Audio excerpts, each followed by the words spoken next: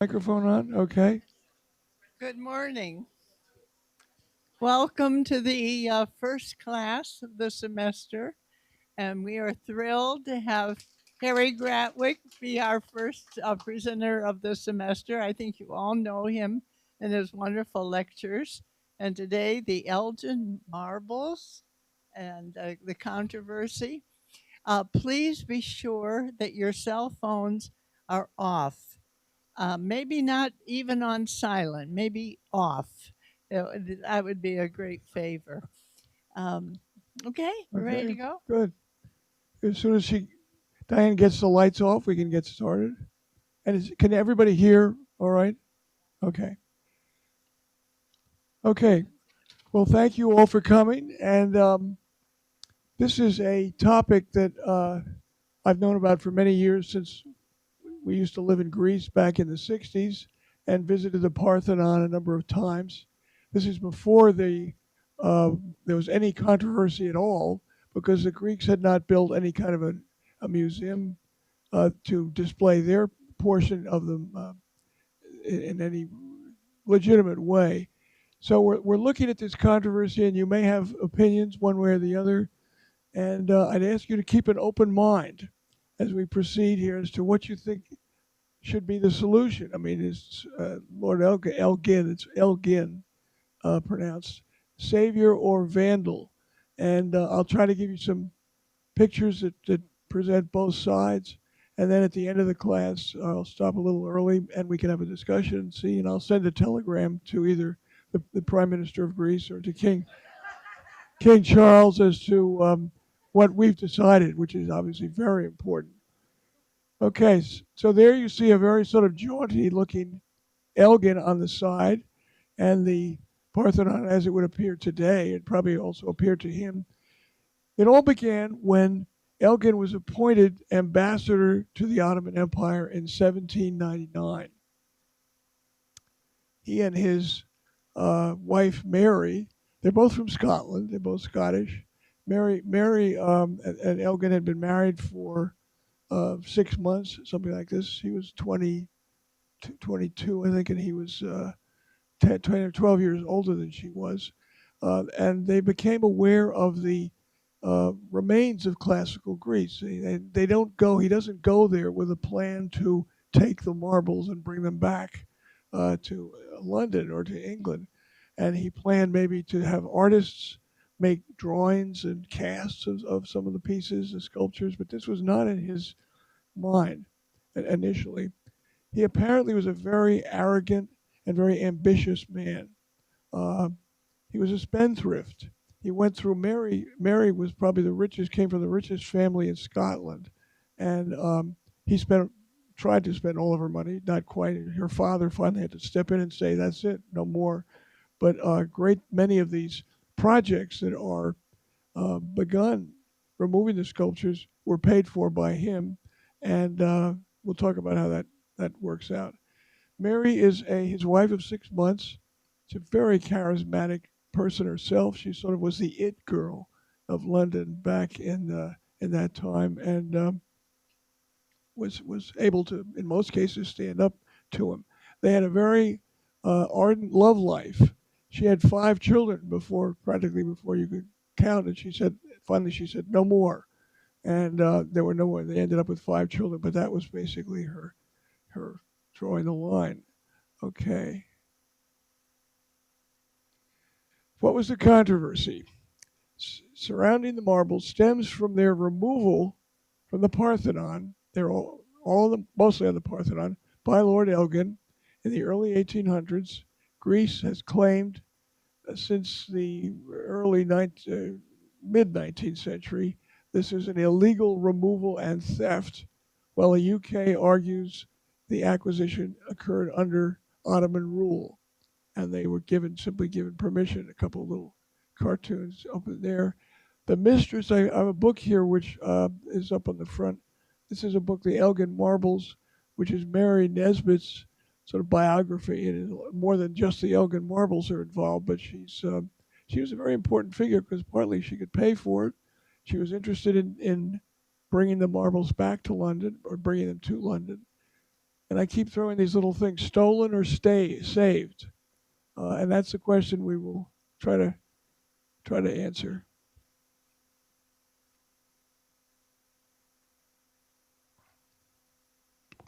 So a little background here. Much of the sculpture that once enhanced the Parthenon in Athens was brought to London, as we said, by Elgin over 200 years ago. And this is still a very fierce argument. In 1687, the Parthenon, as you may realize, was involved as used as a defensive position by the Ottomans, by the Turks. It was bombed by the Venetians. There was a war between Venice and the Ottoman Empire periodically. It burned for 2 days and lay in ruins. To make matters worse, the Venetian general looted the Parthenon, removing many intact statues and artifacts. Elgin was not the first to do this. Uh, Greece, the Acropolis, other places in the Near East were looted, and many of the old houses in France and Germany and in London had pieces of sculpture, pieces of statues. So it was a thing to have something in your house, in your estate, that was from the ancient world. The Parthenon lay in ruins until the 19th century, when these things began, when an interest in classical antiquities peaked, spurred on by people like Keats and Lord Byron and others who toured this whole place. Um, Napoleon sent his minions to scour the Parthenon, and other excavators arrived. So Elgin is by no means the first to do this. He is the most audacious, the way he takes the pediments and the sculptures off the frieze and off the metopes and everything. But this has happened before. It's just nobody took quite as much, and they didn't make quite such a big deal about it, and that's why we're in this controversy period. Now look at that. There's the Parthenon back. Imagine what it looked like. It was painted. These sculptures were painted. The whole place was beautifully decorated. There's some imaginary ancient Greeks standing around it, looking at it. It was a resplendent temple. It was built between 447 and 432 BCE, during the height of the Athenian Empire. This Athens is built to sort of almost a self way of congratulating themselves, and that is a pretty good replica of what it might have looked like. You can't see the painting up on the statues, but it was an incredible thing to look at, and was obviously very famous, and was populated by the Greeks, filled with the Greeks, dedicated to the Greek goddess Athena. The Parthenon sits high up atop a area in the Acropolis where many temples or other public buildings were built to deify this whole area.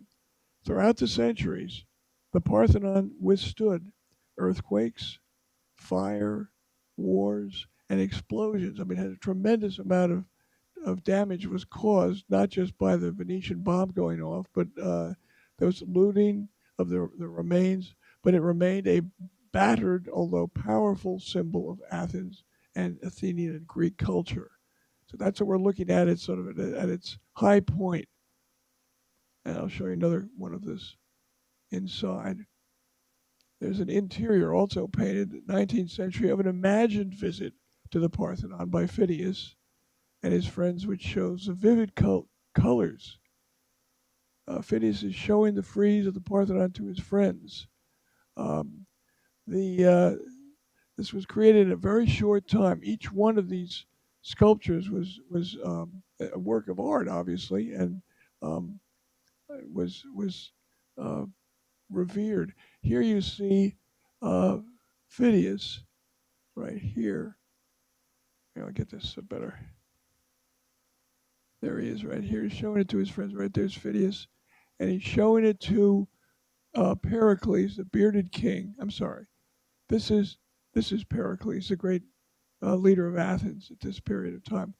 Then next to him is Phidias, right here, and his mistress, Aspasia, And in the foreground stands a boy, Alcibiades, with his lover, Socrates. So that's Socrates, there's Alcibiades.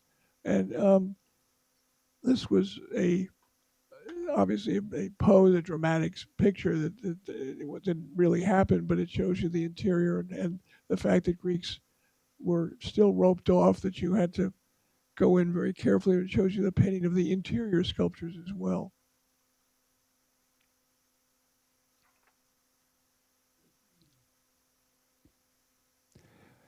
Okay, now a little background.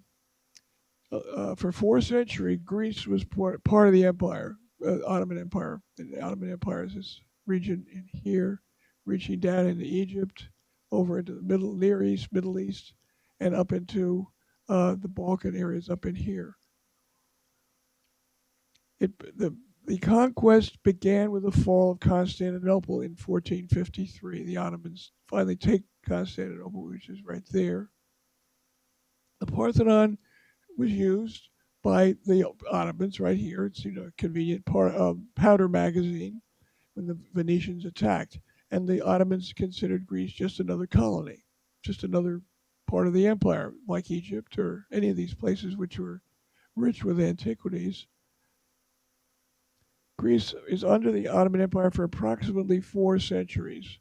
As I said, generally spanning the mid 15th century until the Greek War for Independence begins in 1821. Finally, the Greeks are urged by English, especially English visitors and mostly from Greeks, to throw off this Ottoman yoke, which takes a while. There's a picture up in here what it might look like in a Turkish village down in here. The area around Athens was not as obviously populated as it is today, and up on top, people still would live. I'll show you some pictures of that in a minute. Wait a sec here.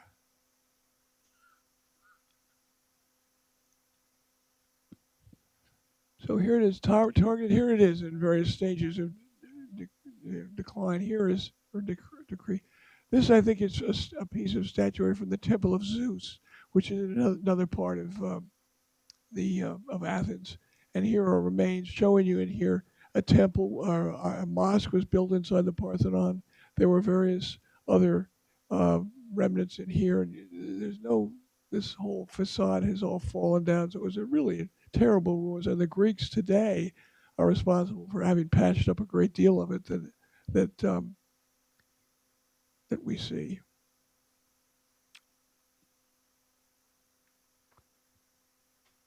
Okay, so 1687, during the fighting between the Venetians and the Turks, the Ottomans, a Venetian cannonball hits the Parthenon Mosque, blows up.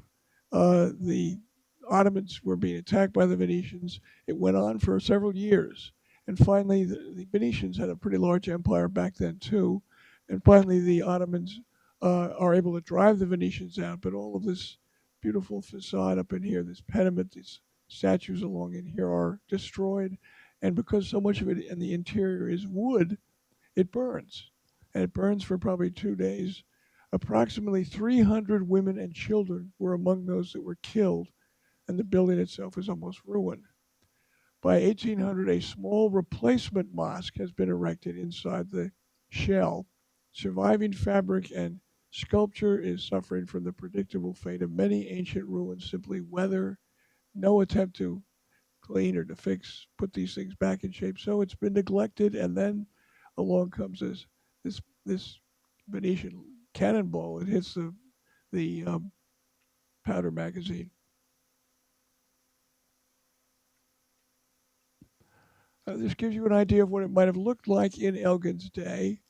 Parthenon stands in the middle of a small village in here that occupies the Acropolis. It is wrong, and I want to emphasize this, to imagine Elgin removing works of art from the equivalent of a modern archaeological site. It was more of a seedy, shanty town. There were approximately 1,000 people. I'm sorry, 1,000. Yeah, 1,000 people that lived in Athens at that time, and there were 100,000 at least that lived in Constantinople at this point. So that's what you're looking at here. Many of the stone, of course, had been taken from the Parthenon and from other buildings. There were three major buildings. There was the Parthenon, of course, at the top. The Propylaea is over on the side here. This is a marvelous, magnificent gate entrance that was constructed. And then the Erechtheion over in here, which I know John, uh, what was his last name? John Cork talked about over in here a few years ago. So that's what we're looking at. One more picture of this, just to show you the situation. There's the Parthenon, of course, up top with other buildings around. And over in here is what's called Mount Lycabettus, where Tina and I lived about there. This is all now filled with houses, obviously. We lived about halfway up Mount Lycabettus in a nice development up in there. We could look across and see this any day. We looked out the window, so it was quite a treat. And then other mountains. Greece, Athens is in a valley surrounded by mountains. Lycabettus sticks up even higher than the Acropolis does over in here. And once in a while you can see hikers going by, climb up to the top. When Greece falls in 1456, the Parthenon is converted into a mosque after already had been converted into a Greek and then a Roman temple. And then later on, a Frankish cathedral was also there. The antiquities of Greece were not willingly destroyed by the Ottomans, as they were generally respectful of ancient monuments in their territories. The local people were the ones that probably just sort of used the marble stones for their homes. Um, the However, they did not actually have a program to desire to protect them. So the Ottomans sort of, they didn't want to destroy them. At the same time, they would let people. Um, they would certainly let people use the materials as they needed them.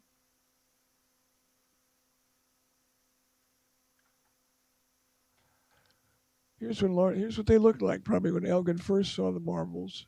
Just there's no roof, and then this has been improved considerably since Elgin's first visit there. This is over the Erechtheion over here, but this could be him coming up, looking at it.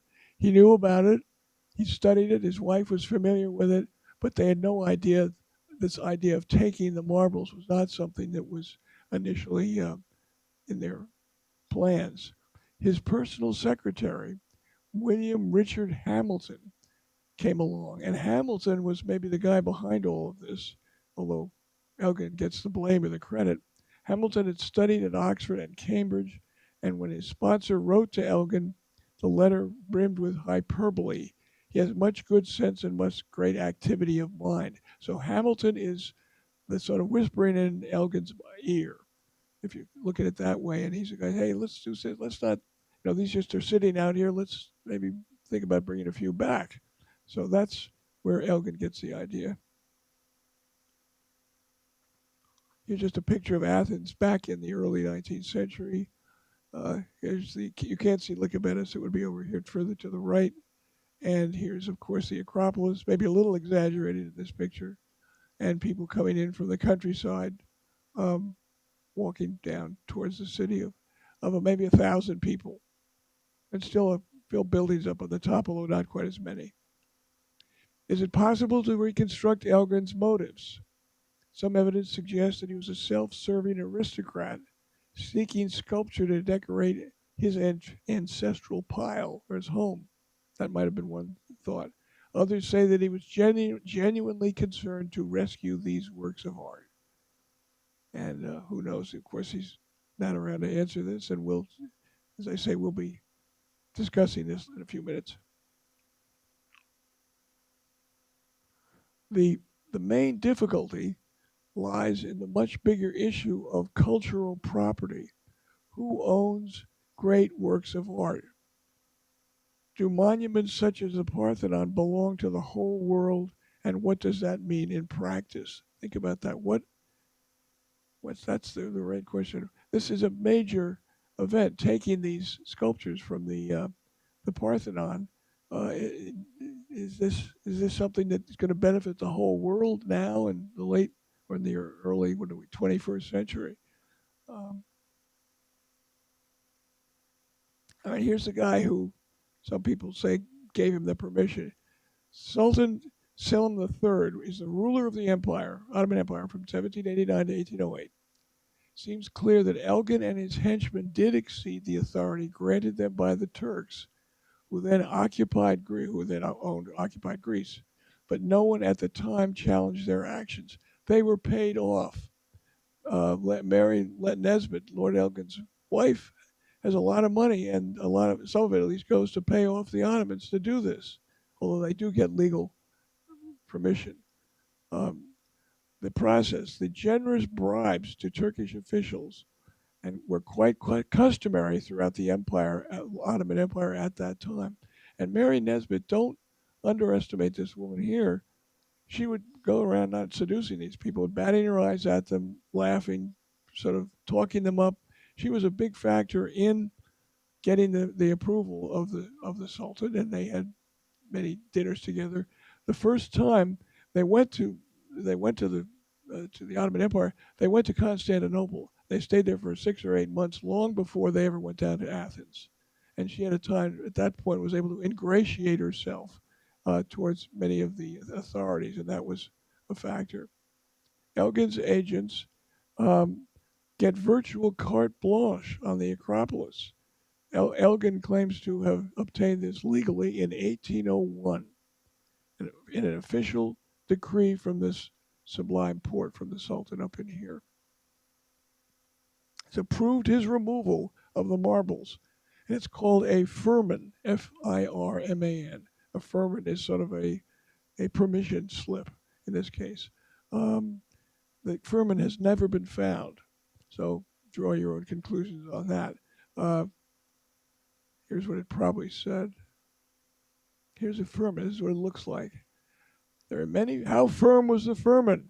There are many factors behind this. We do not know if Elgin's actions were legal. He had obtained from the Turkish authorities in control of Athens, in the control of Athens as well as Constantinople, permission to work on the Acropolis.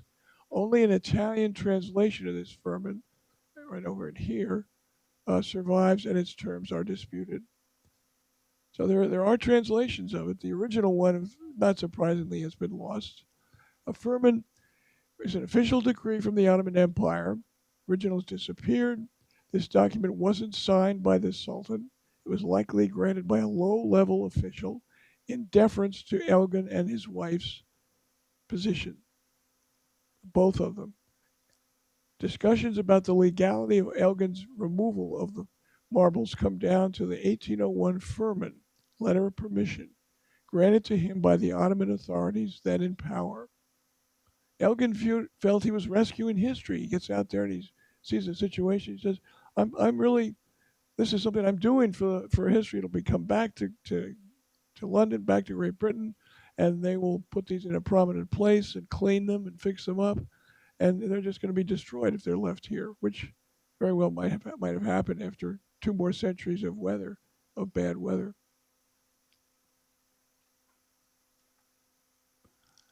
Mistress of the marbles. In Constantinople, the glamorous Lady Elgin charms local officials to letting her take the marbles. And this is the book I have over here that anybody can read if they'd like to. She is sort of the it girl of London and Edinburgh. Her family has made an enormous amount of money, huge fortune. And Elgin uses this to dismantle the marbles, take them down, about half of them, and put them in ships and take them back to England, which is a little harder, as I'll show you in a minute, than it sounds.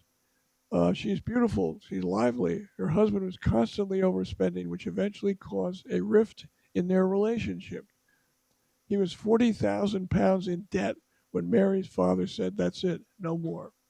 So, needless to say, I guess he probably would have taken more marbles if he hadn't, his father-in-law hadn't said no. So this is the woman behind a lot of this, not the only force, but a major one. In the early morning light of July 31st, 1801, a ship's carpenter and 5 crew members and 20 Athenian laborers mounted the walls of the Parthenon and began to remove one of Greece's most important pieces of history. When Elgin's men removed the sculptures, the building was in terrible shape, very sorry shape, as I've said. And I've talked about many of the problems it's had, from earthquakes to fires. It was built as a Greek temple, was later converted into a Christian church, finally into mosques with the coming of the Turks. But here are pieces of it, what it might have looked like as they attempted to dismantle the marbles.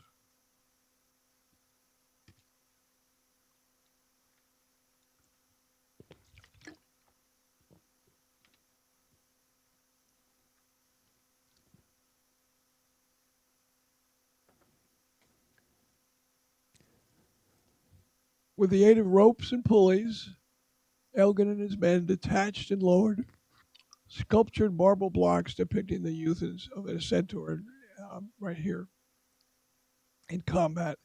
So this is not something that, that's the ship's crew members up in here, and it is not something that people were used to doing. But here they are lowering them. Apparently, it was fairly successful. There's a mosque, which is inside the Parthenon, and here they are up on top, getting them off, taking them off the pediment up in here. You wanted to chisel them off very carefully so that they obviously don't fall and get destroyed or hit anybody in the ground. They group lower sculptured marble from the Greek temple. Elgins had artisans and had detailed plaster casts of the artwork made so that they could be used to replace, so that Greeks or future generations could see what had been up there. Casts were extremely valuable, revealing the pediment details that were subsequently lost to pollution in Athens. So the details themselves are eventually destroyed, which gives you an idea what have happened to the marbles. And here they are, just lowering the marbles down. This is an idea. This takes weeks to do this. It takes months to do this, really, before you get as many as they could hold here. The removal of half of the frieze of Metopes. This is the statuary up in here, and the pediment is up in here. The pediment has pretty well been taken down at this point. Was carried out by Philip Hunt, Elgin's chaplain and private secretary. Remember, Philip Hunt, I mentioned his name before. He's the man who's sort of behind all this. Talking to Elgin, and here they are craning up the marbles in this area right here, and that's up at the pediment, figures up at the top. And remember, this was all in color, not by the 19th century, but there were certainly flecks of paint left, so you could get some idea what it might have looked like. Elgin, apparently, with Hunt whispering behind him, persuaded the governor of Athens to interpret the terms of the firman. So he gets a firman from the Ottoman emperor, and he brings it down to Athens, where Hunt has been planning all sorts of ways to get this done. And then Elgin bribed local authorities into removing them, being able to remove them. He takes about half of the marbles, half of the frieze and of the metopes up in here. He uses these antiquities for a few years to decorate his mansion in Scotland, and later he sells them to the British Museum in an attempt to repay his escalating debt. Probably £350,000, I think, is what I heard that the British Museum paid for these. Elgin undoubtedly kept some for himself, but most of them go to the British Museum.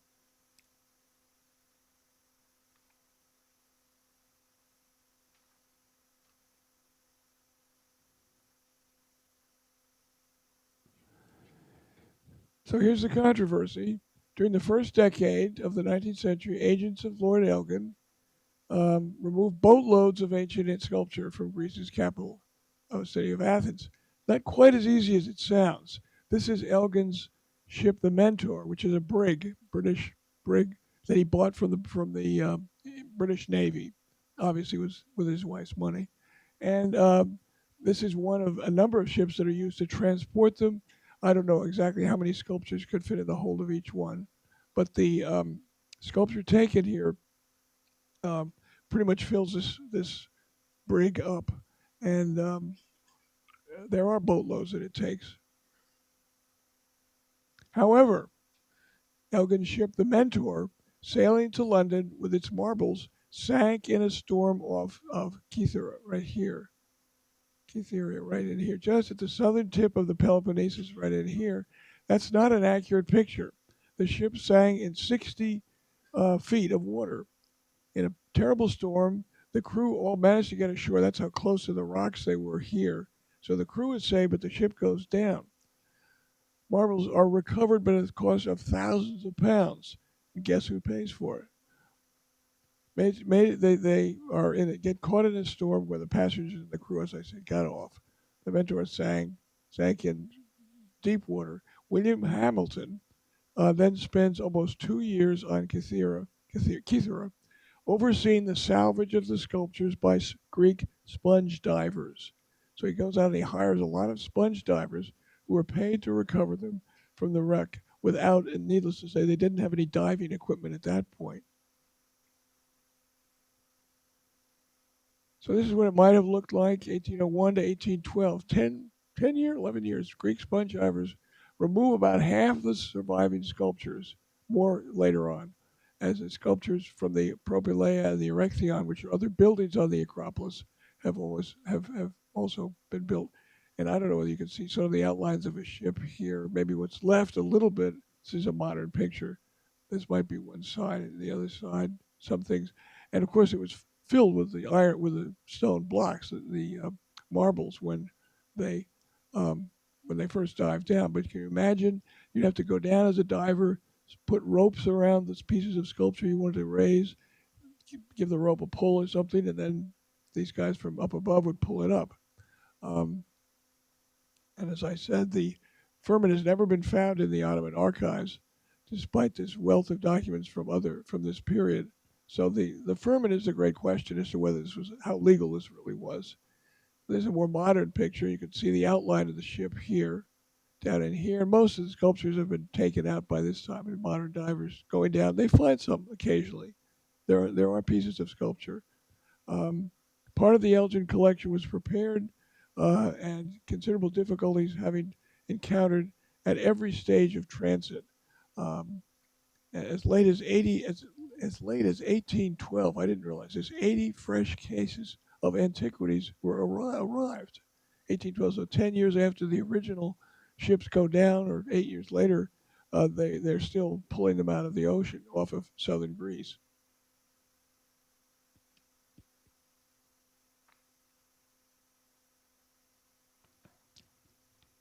In England, the government, believe it or not, customs at first pronounced these called, "What are you bothering us with this stuff?" That they say to Elgin. They're trifling marbles and rubbish. After all this trouble, so that's a sort of an indication of maybe the attitudes of some of these British museum direct or customs agents initially. Elgin struggles to find London friends who are willing to display them in their homes. Come on, help me out, guys. This is an important discovery we've got here. And then Napoleon arrives. The French um, put Elgin and his wife and Hunt and secretary, another man, Ferguson, into jail and prison, which complicates things. So Elgin has to communicate from France while he's a prisoner of war from 1803 to 1805. And most of that time, the marbles were stored in packed crates, eventually they'd find their way to the customs house in London.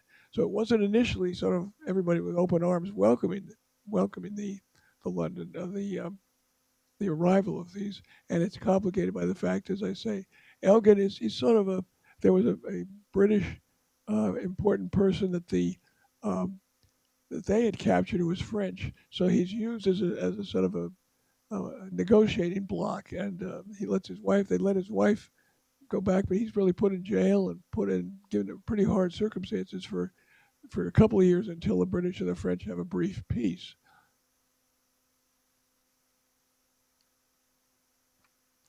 At first, when he gets back, moves the marbles to London, where some are placed in the homes of his friends.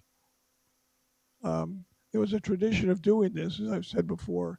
In the 18th century, collections of Greek antiquities from other locations were in great country homes in England, as well as in other estates in France and Germany.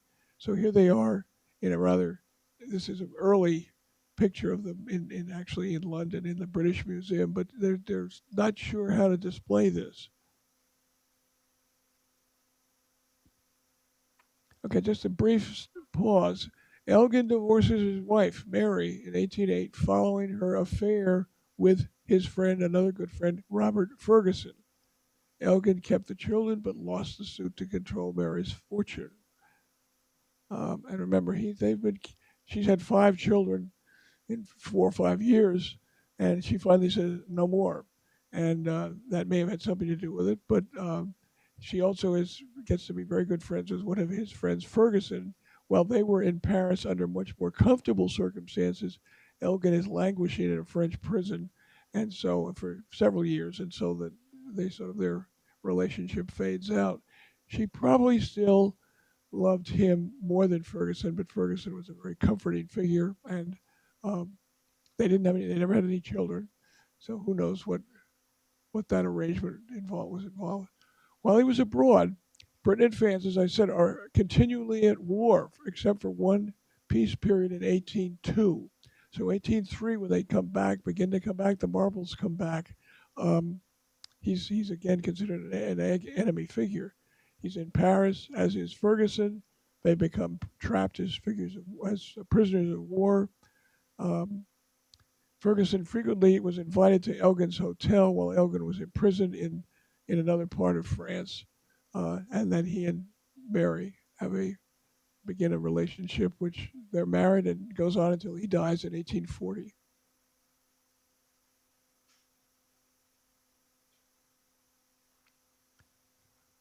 Following their affair, Ferguson and Mary are married in 1809 and live on his estate up in Scotland in Raith.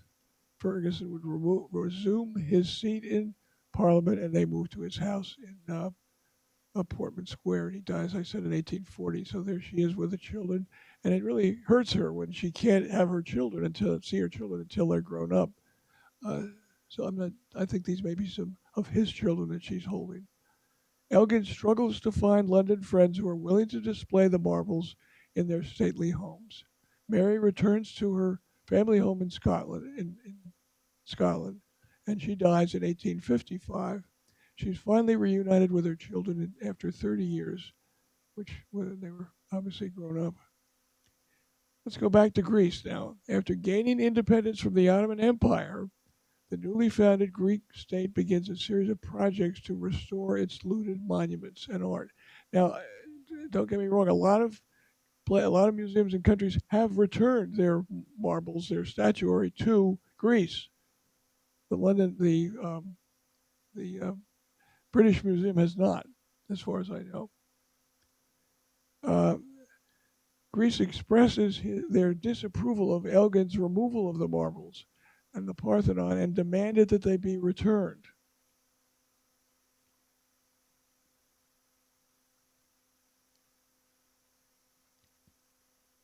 Susan, can you read this? Just to give you a couple of views at the time, what happened.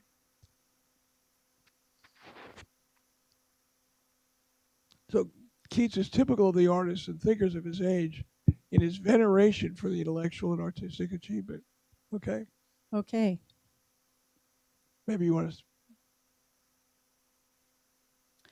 On Seeing the Elgin Marbles by John Keats. My spirit is too weak. Mortality weighs heavily on me like unwilling sleep, and each imagined pinnacle and steep of godlike hardship tells me I must die like a sick eagle looking at the sky. Yet 'tis a gentle luxury to weep that I have not the cloudy winds to keep fresh for the opening of the morning's eye. Such dim conceived glories of the brain bring round the heart an indescribable feud. So do these wonders a most dizzy pain that mingles Grecian grandeur with the rude wasting of old time, with a billowy main, a sun, a shadow of a magnitude. Thank you. Keats has immersed himself in the great texts of the ancient world from a very early age, and this classical world permeates almost every aspect of his life. He goes to Greece, sees the Elgin Marbles. He sees the Elgin Marbles in London. He goes, and I believe he dies at the age of 25. Am I right? Something like that.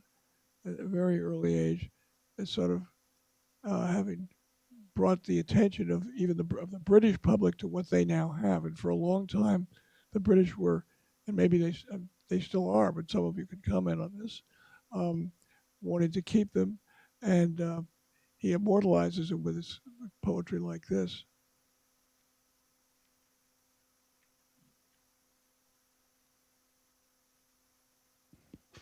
Where should we put them? Asked the British Museum. This is in 1816. Finally, they accepted them, and they constructed the display the Parthenon sculptures with portraits of staff and visitors here. They weren't sure where to put them. In Britain, the acquisition of the collection was supported by some, while others, such as Keats and Lord Byron, likened the Earl of Elgin's actions to vandalism or looting. So it certainly wasn't everybody agreeing with this. Following a public debate in Parliament and the subsequent exoneration of Elgin, the marbles are sold to the British government in 1816, where they pass into the trusteeship of the British Museum, which they still are in. So that's a factor to take into consideration. Lord Byron, Greece has been defaced by British hands. Cold is the heart, fair Greece that looks on thee. His actions were very controversial from the beginning. Byron was a bitter opponent of Lord Elgin's removal of the Parthenon, the sculptures. And he was furious when Elgin's agents gave him a tour of the Parthenon, during which time he saw the missing friezes and metapiece. So he's very upset when he sees how empty it seems. Even before all the sculptures, soon to be known as the Elgin Marbles, went on display, Byron attacks Elgin in stinging verses, lamenting what he has done. So he certainly incurs the wrath of a lot. There he is, two different pictures of him here, looking at what's happened, the desecration. Many had to be cleaned when they get to England and in the British Museum. They are cleaned and restored before being displayed. Obviously, they were in terrible shape. These have both been cleaned. I guess this doesn't look, I don't know why this is so much darker than this one, but 56 blocks of the frieze are at the British Museum. 40 blocks are in the Acropolis Museum in Athens, and the remainder of fragments are shared between other institutions. In the British Museum, there are 17 life-size marble figures from the gable at either end of the pediment, and 15 of the 92 metapiece. So that gives you an idea how much has been taken and what a huge job this obviously was to transport these.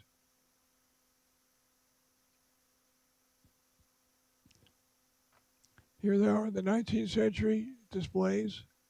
Elgin felt that by bringing Greek art to England, he was rescuing history instead of leaving them to wither and disintegrate uncared for. And there's no doubt they probably would have disintegrated. Even the Greeks admit this, but they still say we want them back. So that's the issue. Here they are on display in the 1960s. Since they were first acquired for £350,000, Britain has never seriously considered returning the sculptures collectively, as known as the Elgin Marbles.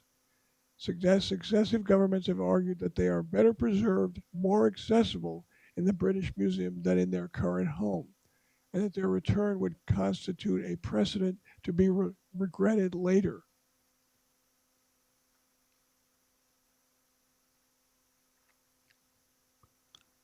So much has been taken from the Greeks. During this crisis, it's time to give something back. It's time for the Parthenon marbles to come home. There's, of course, that whole position, that whole view. And just to show you where they'd be going home. In 2009, on the top floor of the Parthenon Gallery in Athens is the museum's showcase, says the archaeologist and the Archaeologist Museum, Nadia Carmelia. This is the crown of the building. You can see the moment at the same time the sculptures from the monument. You can see from the museum in Athens what it would look like up in there. And here's some pictures of the monuments over in here. The new museum was built, hyper-modern museum was built in 2009 at the foot of the Acropolis, which has a defiant purpose to convince the British to give back the symbols of ancient Greek glory, the 2,500-year-old sculptures of the Parthenon that were pried from the temple by Lord Elgin 2 centuries ago.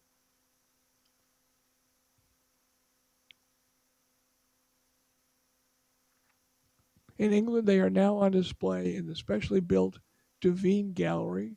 Joseph Devine, in the upper right corner here, was a British art dealer who was considered one of the most influential dealers in the country. He made his fortune by buying works of art from declining European aristocrats and selling them to millionaires of the United States. Devine's art clients include Henry Clay Frick and William Randolph Hearst and others that I'm sure you're familiar with. So here's a picture of where they are in the British Museum displayed, and you've seen the one in what they are in Athens. George Clooney and Melina Mercouri and Lord Byron say return the marbles. So, what do you say? Melina Mercouri, you probably heard of as the wonderful Greek actress in Never on Sunday, and was for a long time Minister of Culture and Sports in Greece. She was the longest lived Minister of Culture in Greece for a long time. The British Museum, I'll just throw this in, is prohibited by a 1963 act, British Museum Act, from transferring ownership, making a long-term loan or cultural partnership the most likely, though contentious. So let's turn the lights on, Diane, and see. I'd be interested to know where you come down on this. Whether it's turn the lights on. That's good. Where you feel. What everybody individually, what you think here? What's your answer? So anybody have any thoughts? Barbara, give Barbara.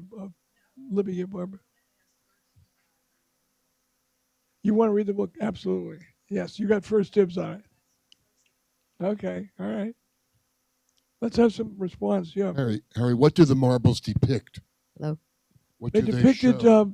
Who are they? scenes from antiquity, Battle of the Centaurs and heroic figures, mostly from antiquity and mythology. Not so much fighting against the Persians, but they were mythological scenes. I haven't studied them in that great extent. So should they be returned or not? Sarah, why not? Go ahead, give Sarah a microphone. Sarah. Oh, I'm sorry. What? Eat it. Okay. Is that better? Okay. Well, my belief is that they're safer in the British Museum. The world at the moment is in total chaos, and who knows where it's going from here. And the Middle East is hardly a place to send back your most valuable artifacts from ancient days. And I would definitely want them to keep them in the British Museum as long as the world is in total chaos. And that is my take on it. Okay. All right. Other thoughts? Rick? Yeah, the other consideration is that Athens is seriously earthquake prone. You could lose them any minute. Athens does have earthquakes, much more than Great Britain does, certainly. Yeah. I say return them. Return them. Return them because they were taken. Even if they were taken because Elgin thought they would be in a better place in Britain, that's like our going to an African country and saying, I don't think this culture is safe enough. I'm going to make it the way I want it. They don't belong to England. They should be returned. Okay, the Greeks have a place for them. Absolutely. But they wouldn't be around if the British. Well, we don't know that for sure. You're speculating on that. Okay. I mean, we're assuming that's the case, but we have no actual knowledge of that. Okay. Any other reactions here? Thoughts? Caroline. Yes, I heartily agree with Mary Lou. And this has been a question that I've been aware of for a very long time. It just seems as if it is an absolutely wonderful example of the Brits and their colonization of the whichever pieces of the world they wanted. And they took them and they looked after them and they claimed righteousness for all of this. And I just think it should be undone. I think it's a world question. We have, I mean, just think about the University Museum here that owns the kind of bones of Indian cultures all over this country, and felt that it was quite right to take these things and talk about them in whatever way they decided was right. So you can hear, I feel very strongly about this. Did you, let me ask you, did you when you were a kid? When you were younger? It wasn't a question when I was a kid, but it was certainly a question by the time I was an adult.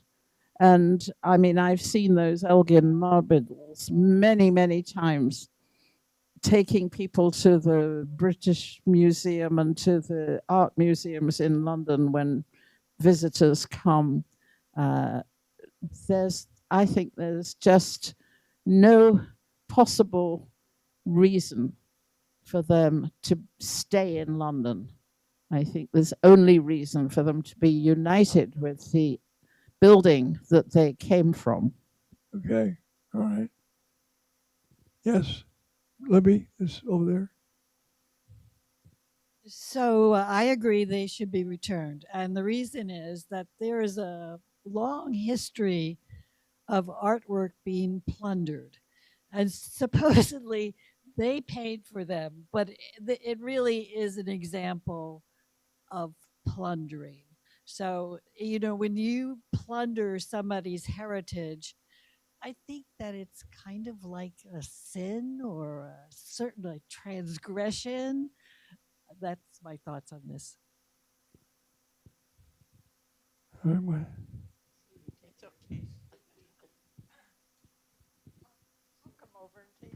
It's one of the aspects of colonialization that Now that I've secured the book, I have an.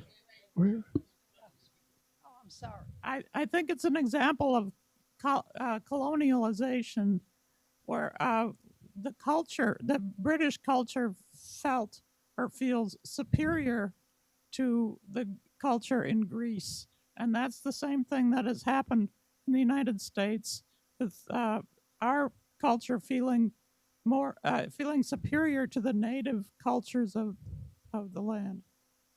Huh, yeah, okay, yeah. Barbara?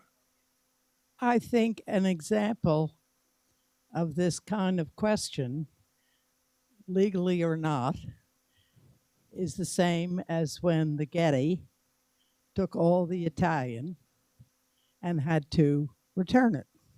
The Getty Museum. Yeah, did they? I didn't really. Oh, tremendous amount of what they had plundered, pilfered, and they had to return it. This was probably, see, I'm old, was probably 10, 20 years ago. Maybe, I don't know, other people may remember that.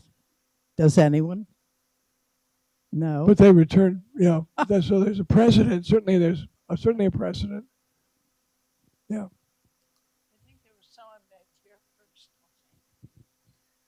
I just have a question. Who were the artists? Who were the artists that made them? Phidias was the designer, and they hired, Phidias was the Greek, hired by Pericles, and then I'm sure he had lots of other people working for him, but he was the guy who designed the whole thing. And whether it was how much actual sculpting he did, I don't know, but he would be the man responsible for it. Somebody says, no, I can't. But I just wanted to say that when the Getty Museum had to return all this, it was in the 60s. Okay, that's why none of you know. Which is before before it even became much of a dispute because the Athens Museum wasn't built until 60 something. Well, thank you all for coming, and I will send a telegram to the king and tell him that. Oh, okay.